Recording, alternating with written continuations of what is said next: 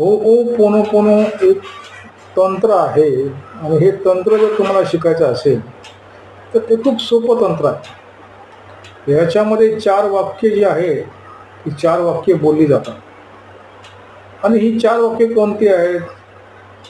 तर I am sorry, मला माफ कर. प्लीज फॉरगिव्ह मी, मला क्षमा कर. थँक यू, धन्यवाद. आणि आय लव्ह यू म्हणजे मी तुझ्यावर प्रेम करतो. ही सोपी 4 वाक्य जर तुम्ही बोललात आणि तुम्हाला त्याचा अनुभव येईपर्यंत तुम्ही बोललात, म्हणजे जास्तीत जास्त 8 वेळा बोला.